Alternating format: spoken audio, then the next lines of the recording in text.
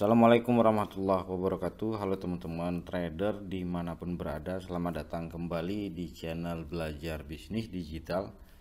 Video ini merupakan kelanjutan video pertama bagaimana cara memulai trading forex. Jadi tanpa berlama-lama, silakan ditonton video ini sampai selesai.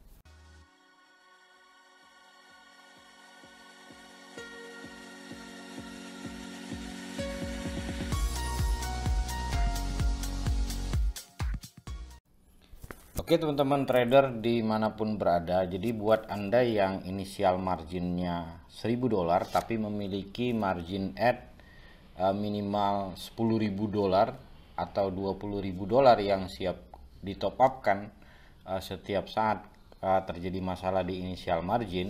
Pertanyaan sederhana itu begini, strategi apa sih yang paling ideal untuk investasi seperti ini?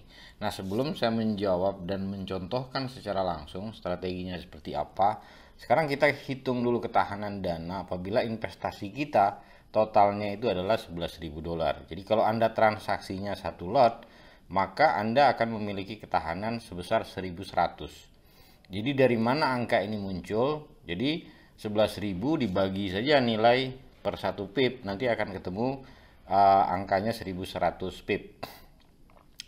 Apabila Anda transaksinya 0,1 lot, maka ketahanannya akan jadi lebih besar, yaitu menjadi 11.000 pip. Jadi kembali ke pertanyaan tadi, strategi yang paling ideal itu adalah strategi long term. Jadi strategi seperti ini sangatlah sederhana. Jadi teman-teman tinggal lihat saja range tradingnya, atau bahasa kerennya itu adalah support dan resisten. Nanti ini akan saya buatkan video tersendiri bagaimana cara membuat area atau zona support dan resisten berdasarkan time frame yang kita pilih. Nah, yang kedua nanti teman-teman tinggal hitung saja ketahanan dananya seperti apa. Oke, untuk lebih detailnya saya akan langsung contohkan di MetaTrader 4-nya. Jadi ini adalah pergerakan. Jadi ini adalah grafik harga mata uang pound sterling yang dipasangkan dengan US dollar. Jadi harga runningnya itu di kisaran 1.08. Itu kisaran harga runningnya sekarang. Jadi kalau kita melihat harga terendahnya itu ada di area sini. Jadi kurang lebih ada di 1.03500. Nah, sementara potensi naiknya atau harga tertingginya itu ada di 1.3200 sekian. Jadi kalau kita melakukan transaksi di harga ini, jadi misalnya kita transaksi di harga sekarang, di sini adalah potensi floating loss kita. Nah, sementara di sini adalah potensi floating profit kita. Nah, sekarang saya contohkan kita melakukan dua transaksi sekaligus. Jadi transaksi yang pertama itu kita transaksinya satu lot.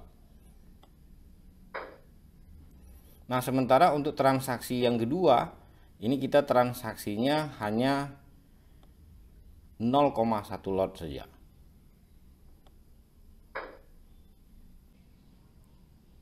Jadi apabila kita transaksinya satu lot, sekarang kita lihat ya, kemungkinan potensi profitnya seberapa besar dan kemungkinan floating lossnya juga seberapa besar. Nah, ini saya sudah buatkan hitung-hitungannya. Jadi kalau kita transaksinya satu lot, ya potensial profitnya kan ada 1.800 pip. Jadi kalau 1.800 pip dikalikan 1 pip, maka potensial keuntungannya ada 18.000 US. Jadi kalau dikalikan fixed rate 10.000, potensi profit kita ada 180 juta. Nah, sementara untuk floating lossnya, nah tadi saya hitung dari harga running ke harga terendah itu ada 450 pip. Nah, kalau kita kalikan $10, maka potensi floating lossnya itu ada $4.500 atau kurang lebih sekitar 45 juta. Tapi pertanyaannya begini, apakah ketika terjadi penurunan seperti ini Anda siap secara emosional? Nah, kalau Anda tidak siap, maka transaksi satu lotnya tidak perlu.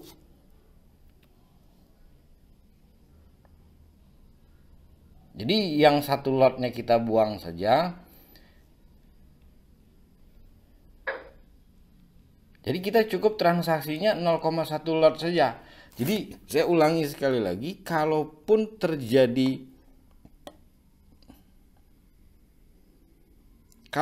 terjadi floating loss, nah floating lossnya ini hanya 450 pip. Tapi kalau terjadi potensial keuntungannya ini ada 1800 pip. Sekalipun transaksinya hanya 0,1, nah sekarang kita lihat. Oke, hitungan potensi profit dan lossnya. Jadi kalau 1800 pip, ya karena kita tradingnya 0,1 dikali 1 pipnya kan otomatis kan $1. Maka potensial profitnya ada 1800 dolar, 18 juta juga. Nah yang kedua, kalaupun dia terjadi floating loss, ya hitungannya 450 pip dikali $1 kan hanya 450 dolar atau 4,5 juta. Jadi kalau teman-teman tidak siap ya melihat floating loss yang terlalu besar, nanti transaksinya cukup 0,1. Kalau terjadi penurunan 100-200 pip, nanti teman-teman tambah lagi 0,1 atau 0,2. Jadi tujuannya itu supaya secara emosional Anda tidak terganggu. Karena apa? Karena ketika emosional Anda terganggu, objektivitas Anda pun akan menjadi hilang.